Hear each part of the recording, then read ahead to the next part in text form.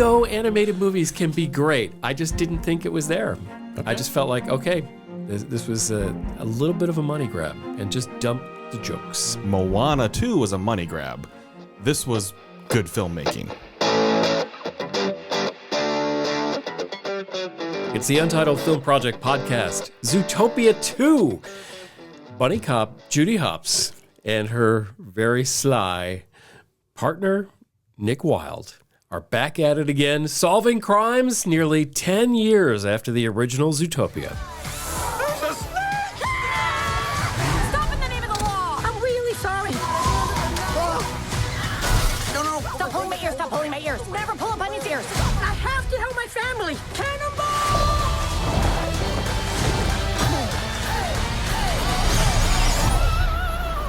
We'll break it down and we'll ask the big question. And this week's big question is, who is your favorite vocal performer? Your favorite voice artist, voice actor in any animated movie whatsoever? Keep it a movie now. Can't go to TV, but any movie. Who's your favorite voice actor? Whoa. What? You're going to limit me? Yeah, I am. Yes. We all know it's going to be the genie for you, so we'll just leave it alone. No. I was going outside the box.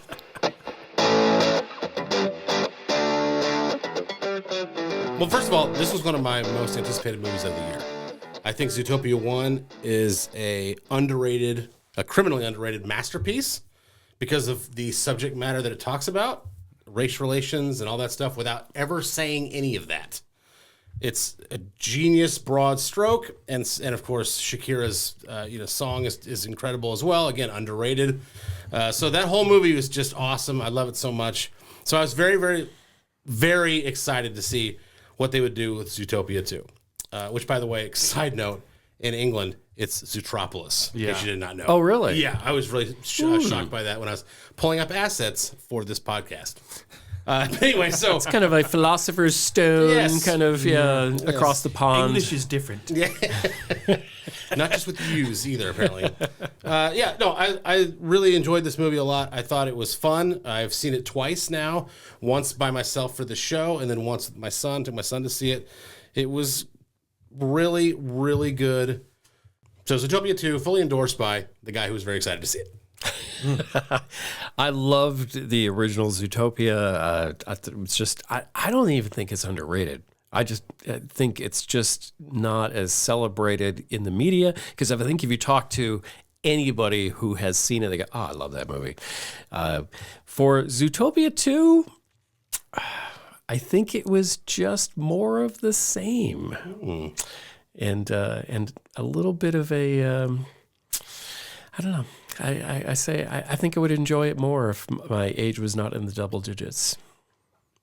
Oh, Justin Bradford. Really? That's interesting. Well, I know Judy Hopps lover probably really enjoyed it. If you know, you know. Arguably, to me, it is better than the first one. Okay. Why is that? I would love to. I was even more entertained. Okay. I watched with my wife, and she at the very end was like, "You were fully engaged and laughing so much during this," because I think they had really good depth of humor in it. It wasn't just all puns. There were so many little references that I think you have to watch it multiple times. Okay, as someone who's seen it twice, yep, I'm sure you probably picked up on a few things in the second viewing that you missed in the first, because it is almost one of those non-stop things in a way that it keeps the adults entertained overall. Yes. Like a reference to The Shining. Do you think a 9-year-old's going to get that? Right. But the best movies, though, do appeal to both. Absolutely. One of the reasons the Muppets are so awesome for sure. is because they've got jokes in there for the kids because they're fun and cute and this slapstick. And then there's that joke that they throw over the bow and the kids have no idea what that means. And you're like, whoa, that was a sexual reference, but they didn't say that because they're the Muppets. Shrek. I mean, great answer. Yeah, so many animated movies, and the studios and the writers do such a wonderful job of that, and that's when you get big time bucks. Is when the parents are like, yeah, I'll go see that again. You loved it. I want to go see it again. But for me, and obviously I love the first one. It's a great caper. Obviously, race relations. It is a good story.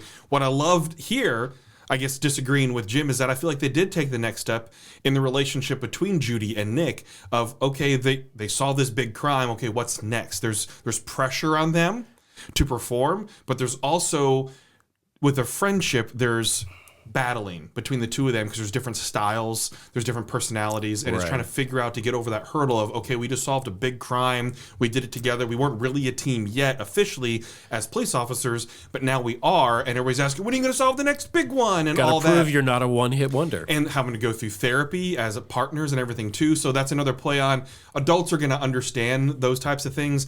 I think that's why I say arguably. I think it's hard for me to be like, it's better, but arguably could be to a lot of people because of the depth you see in it and the humor overall that they buried so much in terms of different levels, whether it's in the background of it, if it's forward facing in terms of references and humor as well too. It really was nonstop humor for me, but still, like the first one, plenty of heart behind it. So I really thoroughly enjoyed it, had a wonderful time, and yeah, it's definitely going to be on the ballot for Best Animated because it had all the makings of what a good animated film needs to be, which is catering to a lot of people, a great story, great challenges the characters have to overcome, so many things you have to have in a good animated film to have a wide audience be attracted to it. It absolutely delivered in that matter. Let's break this case wide open. Zootopia 2, let's go a little deeper. Zootropolis 2. Zootropolis, for those of you... Shut it. I'm sorry. I wanted to use one of the words that they use in their everyday language on the street in the UK, but this is a family podcast. It is, and we're worldwide, so we can't, be careful of our regional dialects. Oops. Let's talk about the puns. See, for me, the puns were a detraction. Really? I liked It's a kids' movie, I Jim. liked the puns of Zootopia were good. This did not rise to that level. I was kind of groaning. I had the kind of same feeling. Must everything be a pun? It was too much. I felt this is like pun level B movie. Jerry Seinfeld pun level. Oh, There were some of those. There was an awful lot. I think I just felt like they just went to the well just too much. But I know this movie's not going to win art house awards. Jim's I an understand outlier that. I understand that. But The Naysayer 2? I mean, come on, that's hilarious. this movie is made to entertain, and and it did. it was just a dump truck of puns. Just too many. All right, Cisco. Make them good. We know animated movies can be great. I just didn't think it was there. I just felt like, okay, this was a little bit of a money grab and just dump the jokes. Moana 2 was a money grab. This was good filmmaking. I have no problem with it. I don't have a problem with it. I thought it was fun. I'm glad they leaned in.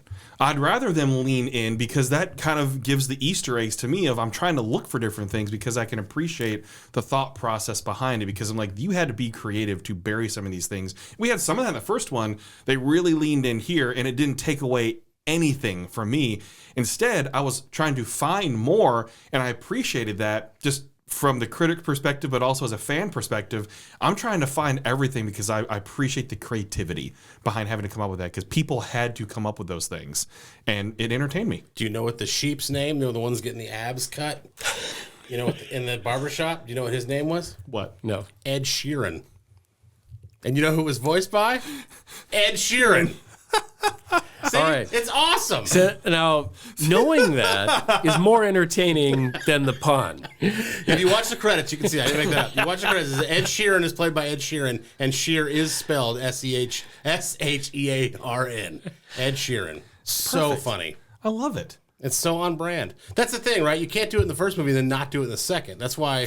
Yeah. And I think that's what I wanted more. I kind of felt like this was like an old buddy cop TV show where you love the first episode, but the second one, I know, it was a different plot. Yeah, there's a different villain. Yeah, there's a few things, but I don't know. It just felt like more of the same. I also was a little bit annoyed where I felt like, okay, this movie is not as interesting, so they turned the soundtrack up, the score. It was really loud. I felt like it was compensating in things where nothing interesting is happening. There's a score that's going at like 100 miles an hour. We've seen that before. Yeah, we but have. I didn't feel that in this one. I did. I'm an outlier. I understand. That's okay. As long as you admit it. But you're good enough, But- you're smart enough, and doggone it, people like you. Thanks, Stuart. For the most part. Talk about a joke the kids will not get. There's been jokes made and some complaints about twists, right? Yeah. Obviously, there's the twist in the first one, whereas the vice mayor then became mayor that was actually behind everything. Right. Then the twist with Paulbert actually being the villain to impress his family to get on the good side because he's obviously this treated like the stepchild in the I think family is as well relatable. too. And I think it's relatable. relatable. Did you have a problem with the twist? No, I just wondered why he helped them so long, and then there was like a convenient twist. Now, when I went back and saw it a Right. second time, I was like, okay. I mean, I kind of get You it. had to get him to that level, I still right? accepted it. He can't complete the job without them. Yeah, fine. Right. But he didn't know how to complete the job, but he's just kind of going around with his facade.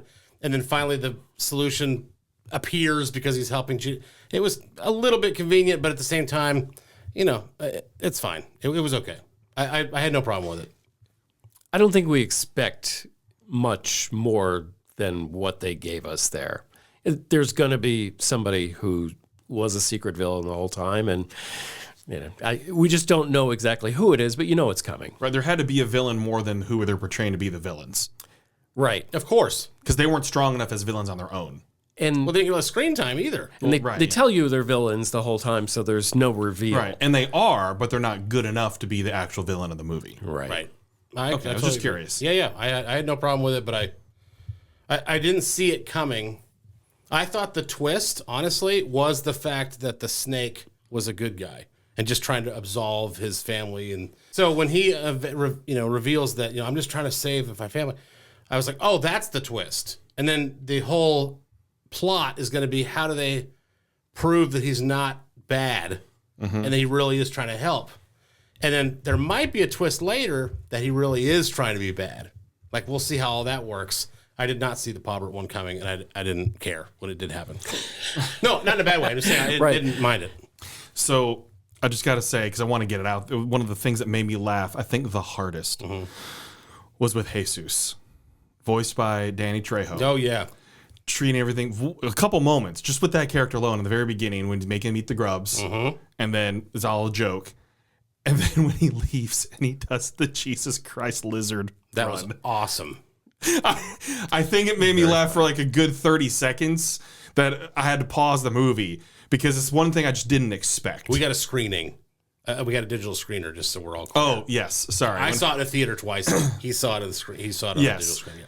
Because it's just one of those moments where it's like, oh, yeah, he's a Jesus Christ lizard. And it's awesome. He's walking on water and he's running. And it's all because of how they write it, right? They write it as, okay, what are two polar opposites? And I'm talking real deep like this. It's good times. And then he, it's just, I'm so laughing funny. just thinking about it because it's like they leaned into the hilarity of that as well, too, and did their research on animals and their behaviors as well. And they disarm you by thinking, you think as an audience member that the grub is the joke. Right. But then there's this other one coming. That's Wait for even this funnier. Yeah. Oh, my gosh. And even the bit with, what's it, Nibbles Maplestick? Nibbles Maplestick. And the walrus. Hey, Bob. Hey, bub. Hey, Hey, bub. bub. Hey, bub. Hey, bub. We saw that in the trailers, okay? They pushed it in the trailers. I still bust up laughing watching it because it's just the interaction and thinking people had to make that happen too. Like in a studio by themselves probably. That was the great Fortune Feimster, by the Yes. way, who was Nibbles Maplestick. Great to see her getting that big of a job like that too. And when Nibbles Maplestick kind of disappears after that little world thing, I thought, oh, that's what Fortune got. She got it's a great part. It's a Disney movie. No, It's an awesome but movie. she's a supporting cast member. Yeah, but no, that she comes back later. Oh yeah, it's really great. I didn't know what to expect out of Patrick Warburton's Mayor Windancer. And it was Star of Naysayer 2. I didn't realize we were going to get the Kronk voice. I didn't know. That's how he always talks. I know, but I thought there might be That's his some thing. difference, and I was totally there for it. Like just hearing him talk, especially with the flow of the horse. I wasn't expecting that voice. He and looked that's what like made it Fabio. better. Yes. Right. Another reference kids won't get now that I say it out loud. Fabio. And But that archetype is definitely like you know it. And then you get Mara Windancer. So I'm going to totally betray what I said before and say that when they go back to the well, it's really satisfying when Flash enters this movie. Oh, so good. I mean, hands down, the star of Zootopia, the original. Who do you love? I love Flash. And then I was waiting for him. Where's he going to come in? Where's he going to come in? And I was into the story enough that I forgot. And then when his entrance came, it was pretty glorious. And it's the perfect no Problem.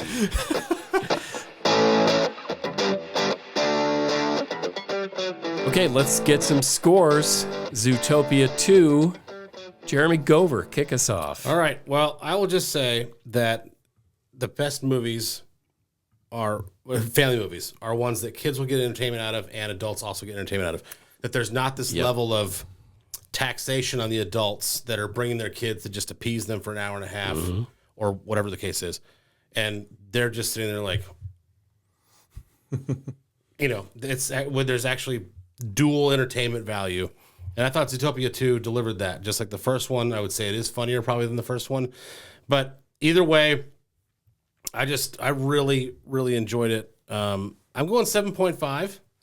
It's up there for best animated movie of the year. Obviously for me, it will be on my Music City Film Critics Association ballot somewhere for sure.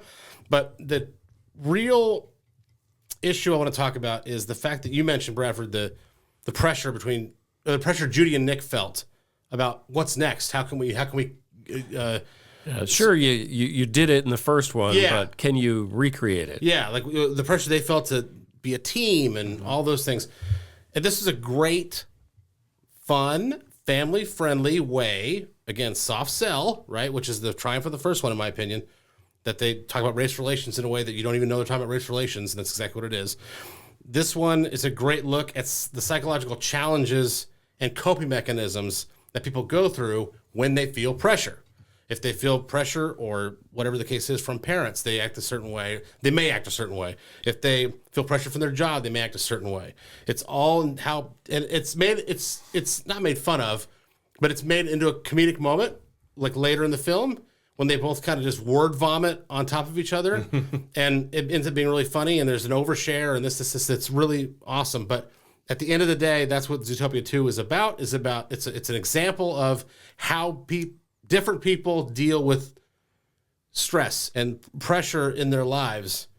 And I think it's just a phenomenal way to present that kind of information. So for me, again, 7.5, I could probably talk myself into an 8, but I think I'd be reaching. So, all around solid movie. I will probably buy it or watch it on Disney Plus, of course, eventually, and I will watch it again. Even though I've seen it twice, it's awesome. I like it a lot. Not bad. So 8 is the perfect age for this movie. See what I did there? There was nothing wrong with this movie. I didn't feel there was anything great with it. They delivered. They delivered exactly what people wanted. So I am going to be alone on Sourpuss Island. That's fine. And just say 5. Oh, jeez. Whoa. Did what it needed to do. It was just a movie to you then. It's just a movie. Okay. Yeah. No value in the comedy? I mean, there's some, but I felt, if I was my attention span was shorter, I probably would have been right in my zone, but I just come on, give me more. All right, fair enough. Interesting, Jim. Conversations that I just had with some folks on the internet, and is that when a studio wants to put out a good product that is overall entertaining and they put effort in, they can make a good thing. And that's what Zootopia 2 was. We don't see it every time. For instance, I'll bring up Moana 2 and how it's supposed to be a TV show. And they're like, we can make more money if we put it in the theaters. Should have been a TV show. Should have been a TV show. It's cut like a TV show. We're getting a live action one now too. Way too soon. Like all those types of things. And it's the same studio, right? But it's one of those things like we saw with Andor. If they wanted to, they would. Yes. And with Zootopia 2, they put the right amount of work in to make a good product. We don't always get that out of Disney now, and that's coming from, obviously, a Disney stan. And I feel it's one of those things you can be really concerned when it comes to sequels because they come off often as just simple money grabs. Like, the first one was great. There's another one, Toy Story, right? Right. Or see what happens with the Frozen franchise, even though those 2 movies have been very good with Frozen. Yep. Well thought out, deep, different type of hero, heroine, stuff like that. Zootopia 2 proved that you can do that you can have a good thought out movie. And while we did get kind of character overload of just cameos upon cameos, the amount of people they're able to feature with cameos that didn't pull away or distract you was great. Like, we didn't even get the Robert Irwin cameo to the very, very, very end. And it was great to have him involved and have so many different voices involved. We didn't talk about him, but I love how Ke Huy Quan is continuing his resurgence in adulthood now and getting more opportunities. He delivers. And he has that right for the character he voiced was perfect to fit his personality of his voice as well too. I thought it fit very well, and I just love seeing him continue to get work because he seems so genuine about working in this industry again and having opportunities and being a part of it. He just feels so humble and sincere, and I love that he's getting this kind of work and features because when you're doing a Disney one, the press circuit, the promos, all the stuff you're having to do, and he looks like he's living his dream. Yeah. And I absolutely love that for him. And the same thing with Judy Hopps, with Jennifer Goodwin. She's a Disney fan. Like, you can tell in the press interview with between her and Jason Bateman, she's educating him about all the attractions that Zootopia has. Right. Well, they have one over in China, Zootopia Full World, and then we have a show in Animal Kingdom. He's like, what? So it's good to see people fully that are engaged. Yeah, it's good to see people that are passionate about the project because they're in as well too, and that helps me connect more with the movie even afterwards because I'm like, okay, that wasn't just necessarily a paycheck to them. It's something they truly believe. They love the characters they're developing. It means more to them. To me, I can appreciate even more that way as well because, again, not just a paycheck, not just a payday. All that to say, I just absolutely loved the movie. I loved watching it even at home. Now I just want to go see it in a theater because I think it enhanced the experience even more for me on the big screen in a recliner with my big old tin of popcorn, and I just could not stop laughing. I was thoroughly entertained, and I can't give it anything lower than I'm going to give it because of all those things. It's an 8.5 for me. Do you think that they made it as well as they did, in your opinion, because they waited enough time between the original and this one instead of the much quicker schedule that Disney has been doing? Absolutely. When you give writers time, they can produce. I mean, it's the same thing with CGI and Marvel, right? You can tell when projects get rushed. We're like, you got to stop now. We got the next one you got to move on to. Just that CGI is good enough. Yeah, just make it darker. We'll still make a lot of money. Yeah. So like and that's why I say the work. Like if you give writers time, and get to come up with puns and good humor and all the things going in the background and all that kind of stuff too. Yeah, you're going to come up with a lot quickly. But if you want it to be worth the creative work, it takes time to develop that, to bounce your ideas off of other people, to truly put that work into where the audience appreciates it when they see it. And like, whether they love it or hate it, they recognize it. And they're like, I see what they did there, which is what I want. I want that out. I want that work put into it. I want them to develop that and not rush the sequels as well too. Not saying you need to wait 10 to 15 years, but give it a good, appropriate amount of time to let the original breathe and let people want the next one. Make them have to tell you, we really could use a new story here. We really want to explore more, and not, we are going to tell you more because we want to make the money.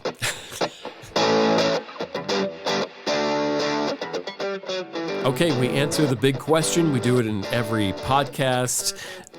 We want your answers as well. The question this week. The question is, who's your favorite voice actor character combo in movies? Yeah, I shortened it, from the beginning when I didn't really know where I was going. Now I know exactly where I'm going. The favorite voice actor character combo in movies. So you can't be like D. Bradley Baker, and then he has or Alan Tudyk, and he has 50 roles. Not what we're looking for. We're looking for the character and the voice actor. Basically, the question is, who do you think, which character do you think could be done by nobody else? That's really what it boils down to. Putting a lot of rules out there. Mel Blanc, which has just violated everything he just said. That's right. You can't say that. Bradford, I'll start with you. Jim Cummings. Okay. He's a goat. And the thing is, he's done movie and TV, so We're trying to keep it movie-centric, but Bradford found a loophole. movie. I know. You found a loophole, I said. Ed in The Lion King. But also on the TV side of things, Darkwing Duck, Bonkers D. Bobcat. I mean, he's done Chippendale Rescue Rangers, like as a Monterey Jack and Fat Cat. He's Okay. goated, in my opinion. Also, he was the singing voice of Scar in The Lion King too. But Okay, the that's better. ultimate role, which is Thank your you, Jim. favorite Jim Cummins role. Thank you for trying to get us back on the rails. Ed in The Lion King. No, all right, fine. Okay. Okay, All right. no, but I do have a reason. Because I have a nostalgic reason for Okay, this. all right. During marching band in high school, okay, one of my best friends had this jester hat that he would wear at times because he got it at the Renaissance Festival. And as Ed, who doesn't actually have lines, he'd just be like, Yeah. right? Yeah. Yep. Whenever I'd ask my friend a question, he would have that Ed reaction. You'd hear the jingle bells go on the jester hat, and it just remind me of Ed. So there's a nostalgic connection to that, too, that I thought was absolutely hilarious. And the fact that he could have a character, like we've seen with Alan Tudyk do, Yep. right, in so many ways, like with Hey Hey, Yes. to be able to convey Good example. what a character is thinking without using words, but just using vocal expressions Yeah. is great. And while Ed is a dumb hyena with not much going on in here, he conveys, you can put words into what noises are coming out of Ed in there. It takes a really good voice actor to be able does. to do that. Sure Did does. that get back on track enough for you? Yes, it did. fascist? I appreciate All it. right. Thanks for bringing it home. Jim, what you got? Boy, this is tough because it's the same role, and I could almost say the same thing for both people that played this role. Okay. But it's old school. Phil Harris as Baloo in the original Jungle Book. There is something about that man's voice that is magical. And I have seen photographs of that gentleman, but if you told me to draw him in real life, I would draw freaking Baloo.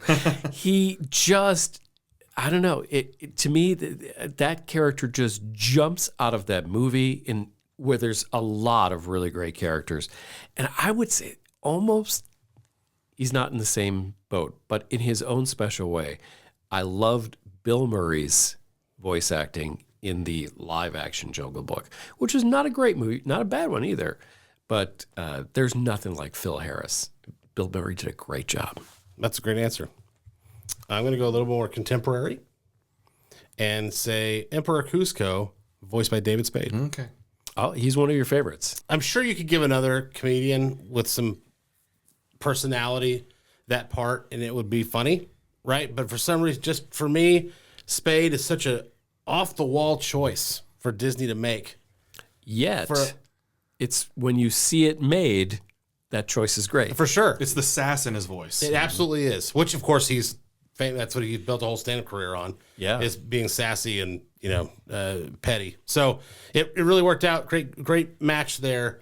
But I'm going to go with David Spade and Emperor Cusco. I think that's an underrated movie as well. Mm-hmm. But I also think that, again, I think somebody else could have done it and done it well, but he just seems to bring it to another level because it's him. And that's what he's known for. So David Spade for me. Interesting. What is your favorite vocal performer in a movie role? Animated is what we're talking about today. Yeah. You can let us know in the comments if you're watching, and if you're listening to the podcast, hit us up on socials. Jim Chandler Now. It's Gover time. JBB Journeys. Let us know. He actually gave his handle this time. I know, we didn't have to pull it out of him. Thank you for listening to the Untitled Film Project Podcast. To support the show, please rate, review, follow, and subscribe. Original music by Jeremy Schwartz. Special thanks to the Music City Film Critics Association. Editing and post-production by Jeremy K. Gover. Voiceover by Chad Bennett.